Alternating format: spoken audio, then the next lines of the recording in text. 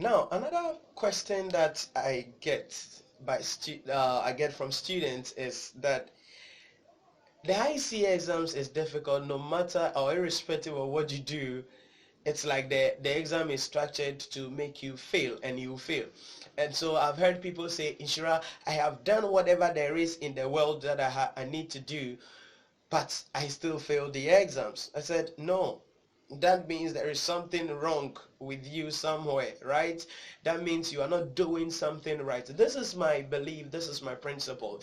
I believe that if you fail an exams, it is not an indication that you are dumb. It is not an indication that like you don't know, but like you can't do it. But I believe that it is an indication that you did not prepare well for the exams. Now, I know you're going to say, Nhyira, but I prepared well for this exam, but I've been always working for this exam. But my question is, do you prepare in the right way? Because you can be walking, but you're not going anywhere.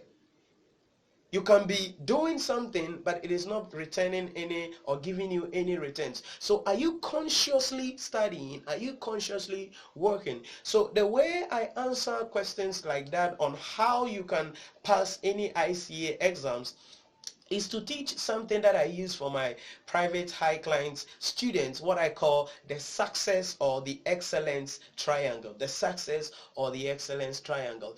I believe that there are 3 stages that you need to go through in order to pass the ICA exams, and by extension any examination.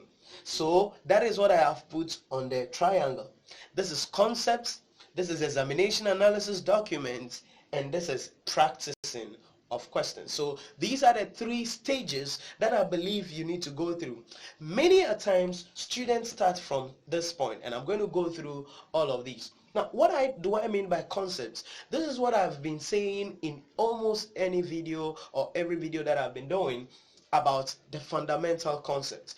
If you take any subject, there are fundamental concepts that you need to understand. If you take any topic in any subject, there are fundamental concepts that you need to understand. So the starting point of your course is to make sure you understand all the concepts that relates to the subject. So for instance, if you are learning financial reporting, fundamentally you have to be strong in accounting standards. Under financial reporting, there is a topic called consolidated financial statement. If you are doing consolidated financial statement, there are concepts that you need to understand about determination of the group structure, determination of the goodwill value, determination of movement in the assets, calculation of non-controlling interest. There are 3 concepts that are used, or there are 3 ways that non-controlling interest can be calculated. You must know when and how to do the workings for those things. These are concepts. Then you must know how to deal with the issues about goods in transit, cash in transit. You must know how to deal with the issue if you are doing corporate reporting and it's about consolidation. You must know how to deal with foreign transactions, foreign subsidiary. These are principles. These are concepts. So the starting point is not solving questions. That is wrong. That is wrong. If you fail an exam and you are resitting for the exam, you don't go back to solve questions to sit for the next exam. No, you go back to the foundations. Find out what are the principles, what are the concepts, what are the basics that I need to know in this subject to position me to be able to go to the next step. So if you know about the principles, if you know about the concepts, if you know about the various things that you need to understand, the various things that underline the subject, then you can move on to the second stage, which is what I call examination analysis documents. Now, it is unfortunate that the Institute of Chartered Accountants doesn't provide an examination analysis document, because for ACCA, when you take any ACCA study text, you realize that when you open the book, I think the first, second, third, you realize that there is what we call, there is an examination analysis document, which shows the areas that the examiner examines on or has been examined on. So you realize that there are some areas that are voluminous, but the examiner doesn't like going there, so you don't focus on that. So the purpose of the examination analysis document is to identify the key areas that the examiner is going to set questions from. Now, how do you get an examination analysis document? Two ways. One of the ways is to go through the past questions yourself. So you can sit down, go through the past questions for each of the subjects you are sitting for or you are writing, and find out what are the areas that the examiner has been setting questions on.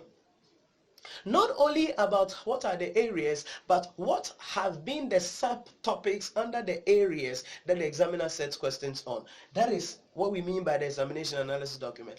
Another way you can get the examination analysis document is from me. Yes, because every semester I give out the examination analysis document with my team here at the Premium Education Hub Limited, where we sit down with a team of lecturers and professionals, where we sit down and go through the syllabus, go through the past questions, and find out the areas that the examiner has been examining on. Then we now guide students on the areas that they have to focus on. So when you understand the concepts, then you know the areas that the examiner is familiar with, the areas that are the favorite topics of the examiner, the areas that the examiner almost every semester brings questions on. Then you go to the final stage, which is practicing.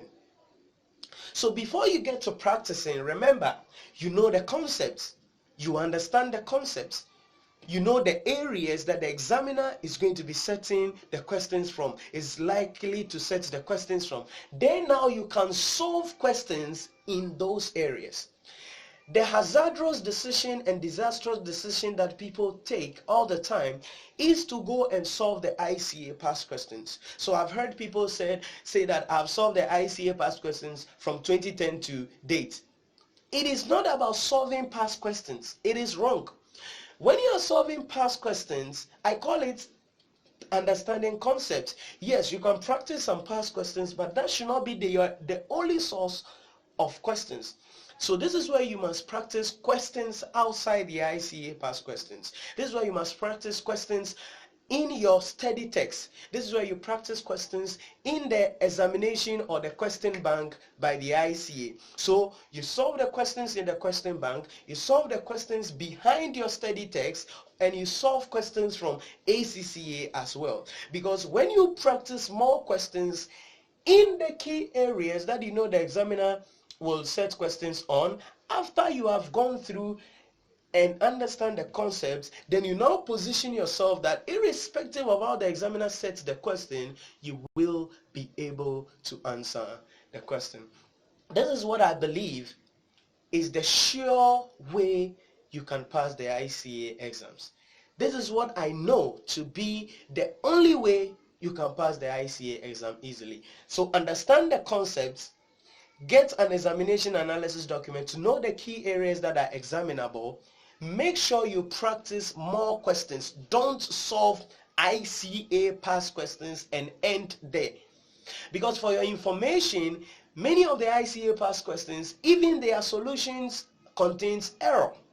There are errors in the solutions. So how does that help you to be able to study for the exams? So don't solve only the past questions. Go outside the past questions. Solve the questions in the question bank. Solve the questions behind your study text. Solve some ACCA questions, because this is what is going to position you to be able to pass the exams very well. I believe that when you follow this rule, follow this principle, it can help you to pass the exams. You can watch the full video on the success triangle also on YouTube, and that will help you to plan your studies and help you pass the exam. So thank you for watching, and I'll see you some other time.